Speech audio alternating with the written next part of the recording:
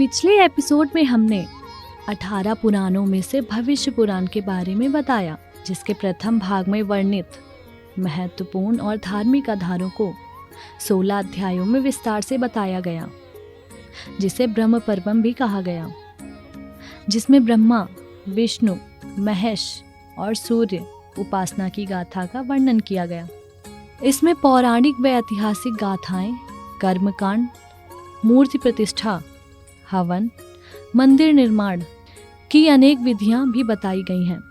अग्नि पुराण के अंतिम चरण में आयुर्वेद का विशिष्टता पूर्ण वर्णन मिलता है, जिसमें सृष्टि व ब्रह्मांड से संबंधित विज्ञान, भूगोल, देवी देवताओं, ऋषि मुनियों के आख्यान को पूर्ण रूप से आपके ज्ञान वर्धन हेतु प्रस्तुत किया गया।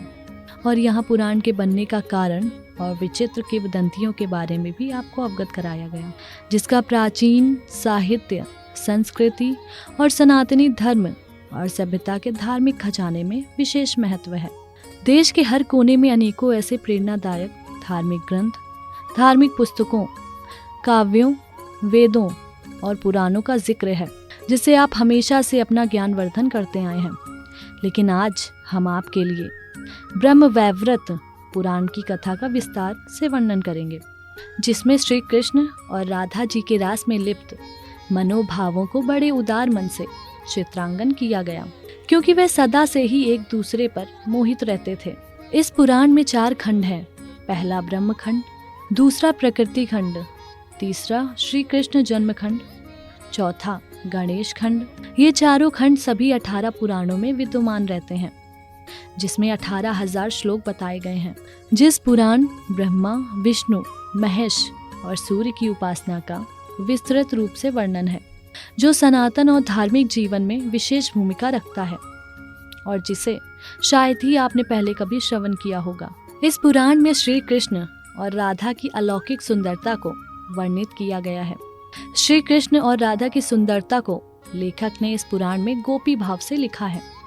वेद व्यास जी ने स्त्री पुरुष के भौतिक मोह से ऊपर उठकर यहाँ प्रेम को अनन्य भक्ति कहकर भावनाओं के सागर में गहरे गोते लगाए हैं। ये गुण अलौकिक सुख में विलीन होने वाले दुर्लभ मनुष्यों में ही आते हैं। अगर उनके लिखे इस दुर्लभ ग्रंथ को हम सिर्फ काम दृष्टि से ही देखेंगे तो जरूर हमें इसमें सिर्फ और सिर्फ अश्लीलता दिखेगी। इस ग्रंथ में राधा का स्त्रीत्व, जो आदि शक्ति का स्रोत है, पर कृष्ण मोहित होते हैं, और राधा श्री कृष्ण के पौरुष, जो कि आदि शक्तिमान का स्रोत है, पर मोहित हैं। जिस प्रेम को, भाव को यहाँ बड़ी रोचकता से वर्णित किया गया है।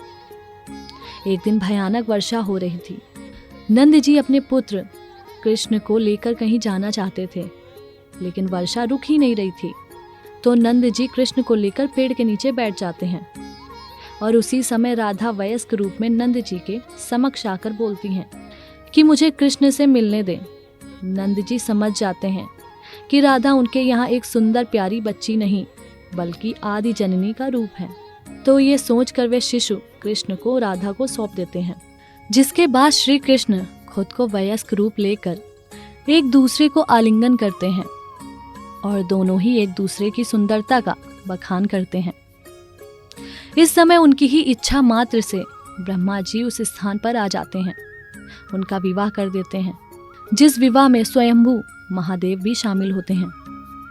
फिर लेखक श्री कृष्ण और राधा जी के रास लिप्त मनोभावों को बड़े उदार मन से चित्रांकन करते हैं कि वे सदा ही एक दूसरे पर मोहित रहते हैं। मैं तो इस भाव को दुनिया में फैले प्रेम की सही व सच्ची छवि कहूँगा। बाकी जो जैसा हो वैसा ही सोचे। यह पुराण श्री कृष्ण को प्रमुख इष्ट मानकर उन्हें सृष्टि का कर्ता मानते हैं। ब्रह्म वैवर्त शब्द का अर्थ है ब्रह्म का विवृत, अर्थात ब्रह्म की रूपांतर राशि। ब्रह्म जी की रूपांतर राशि प्रकृति के विविध परिणामों का प्रतिपादन ही इस ब्रह्म वैवर्त पुराण में प्राप्त है। ग्रंथों को हमेशा अपने मनोभावों से बढ़कर लिखने वालों के मनोभावों और लेखक की मनोदशा से ही समझना चाहिए, जिससे हम सनातन धर्म के ग्रंथों का और सटीक अर्थ को समझ पाएं। ब्रह्म वैवर्त पुराण को सनातन धर्म और वेद मार्ग का 10वां पुराण माना गया है। जिसमें श्री कृष्ण के जन्म से ही लीलाओं का विस्तृत वर्णन किया गया है। राधा जी के साथ गोलोक की लीला, कृष्ण अवतार की लीलाओं का सुंदर चित्रांकन मिलता है। यहाँ देवताओं की महिमा के गुणगान और एक रूपता से ही उनकी साधना उपासना का सुंदर निरूपण किया गया है।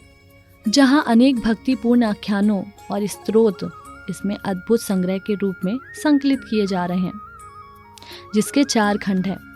पहला ब्रह्म खंड, दूसरा प्रकृति खंड, तीसरा श्री कृष्ण जन्म खंड, चौथा गणेश खंड। ये चारों खंडों सभी 18 पुराणों में विद्यमान रहते हैं, जिसमें 18,000 श्लोक बताए गए हैं। इस पुराण में श्री कृष्ण को मुख्य इष्ट देव मानकर उन्हें सृष्टि के कारक के रूप में माना गया है। यहाँ ब्रह्म वैवर्त शब्द को ब्रह्म का विवृत यानी ब्रह्मा जी की रूपांतर राशि, जिसमें ब्रह्म जी की रूपांतर राशि ही प्रकृति है। इस पुराण की प्रकृति के विविध परिणामों का प्रतिपादन ही इस ब्रह्म वैवर्त पुराण में प्राप्त स्पष्ट रूप से मिलता है।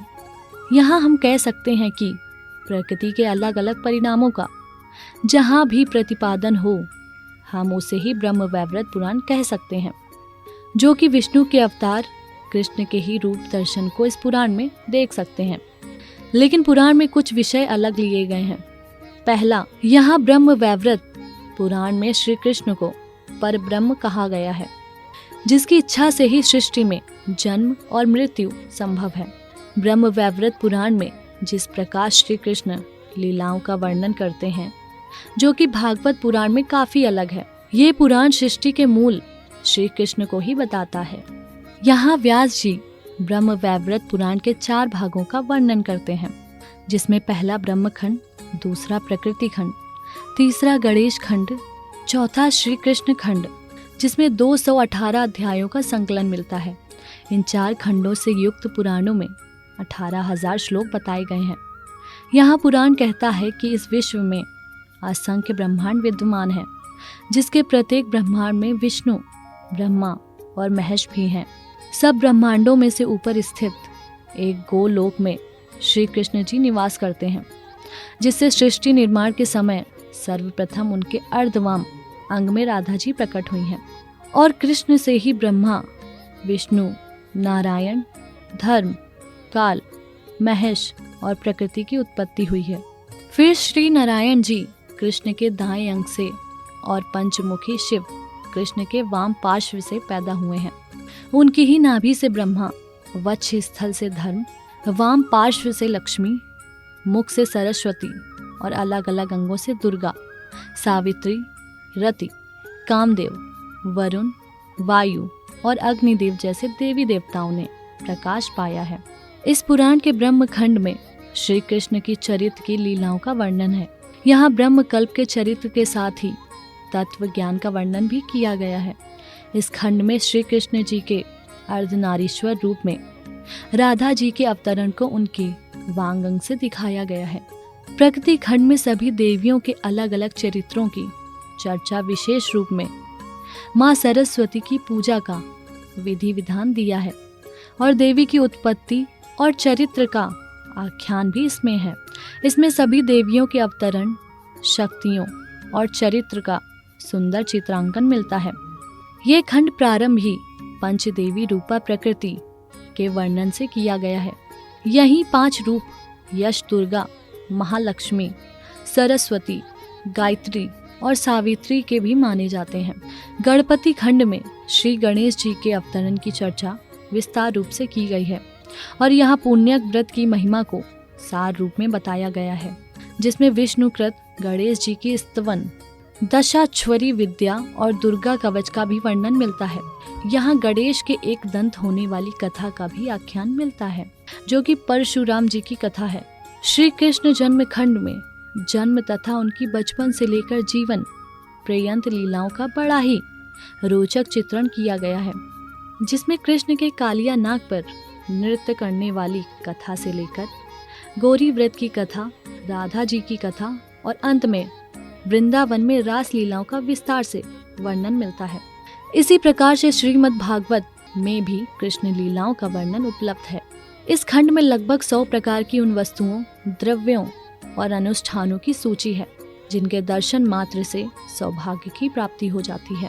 इस खंड में विशेष तिथियों के अनुसार तीर्थों में स्नान करने से पुण्य लाभ पाने की उल्लेख मिलते हैं। जहाँ पर ये पुराण श्री कृष्ण की लीलाओं के वर्णन से मानव को शिक्षा देता है, वहीं पर ये मानव को तुच्छ कर्मों से बचने का भी इशारा करता है।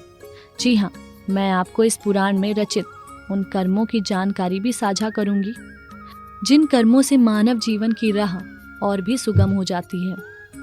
हालांकि श्री कृष्ण की लीलाओं को ब्रह्म वैवर्त पुराण में बताया गया है। मनुष्य को सिर्फ बुरा करने पर ही पाप नहीं लगता, बल्कि कुछ कर्म ऐसे हैं जिनके देखने मात्र से ही पाप लग जाता है। ये कर्म कौन से हैं? जो अक्सर आपके आसपास होते हैं और जाने अनजाने ही अपने सिर पर पाप चढ़ा लेते हैं, जो न सिर्फ इस लोक में बल्कि परलोक और आने वाले जन्म में भी दुख दे सकता है। जो प्राणी अतिथि के साथ छल कपट करने वाला हो, उसे देखना भी पाप माना गया है। जिससे अतिथि का अपमान होता है और देवता के समान अतिथि को धोखा देना देवताओं को धोखे देने के समान माना गया है। जो भी मानव सूदखोरी का कारोबार करता है, वह भी पाप का अधिकारी होता है। ऐसे लोगों को देखने और उनसे व्यवहार करने पर घोर पाप लगता है। पीपल के पेड़ को काटने वाले को महापापी माना जाता है और ऐसा कर्म करते हुए देखने वाले को व्यक्ति भी दर्शन योग्य नहीं होते। भगवान विष्णु, शिव और ब्रह्मा जी की निंदा करने वाले की शक्ल तक नहीं देखनी चाहिए और ना ही ऐसे दुष्ट प्राणी से कोई भी शिष्टाचार पूर्ण व्यवहार करना चाहिए। किसी प्रकार की झूठी गवाही देने वाला प्राणी घोर पाप का भागी होता है और किसी भी सत्पुरुष को ऐसे मानव से कोई भी रिश्ता रखने वाला ईश्वर की नज़र में घोर पापी हो सकता है। जो नारी पर पुरुष से संबंध रखने वाली हो, उस स्त्री को देखने मात्र से भी पाप लगता है। ऐसी नारी के दर्शन ना ही करें तो बेहतर होगा। हर बात से क्रोध करने वाले से नाता रखना भी पाप देता है, क्योंकि क्रोधी व्यक्ति क्रोध में कभी भी कुछ भी भला बुरा कहकर आपके मन को दुखी कर सकता है, जिससे आपको भी उसे बुरा भला कहने पर पाप के भागीदार बन सकते हैं। लक्ष्मी, गणेश और अन्य देवी देवताओं की मूर्तियों को तोड़ने वाले को भी कभी नहीं देखना चाहिए। ऐसे व्यक्ति भी घोर पाप के भागी बनते हैं और नरक में जाते हैं। इनसे नाता रखने वाले भी नरकगामी हो जाते हैं। जो चोर बेखौफ हो चुके हों, ऐसी चोरी करके गुजारा करने वाले व्यक्ति से भी कोई रिश्ता न रखें। ये सबको पाप की ओर ले जा सकते हैं। विधवा और रजस्वला स्त्री से समागम करने वाले को ना देखना है।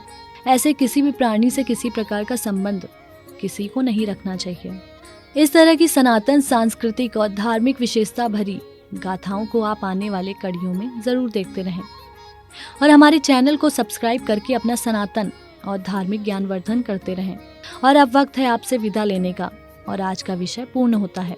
आगे की अनसुनी गाथा का विस्तार से रसपान करने के लिए आप कीजिए प्रतीक्षा हमारे अगले एपिसोड का और सनातन के संकल्प को निभाने के लिए देखते रहें आपका अपना चैनल एन दर्शन।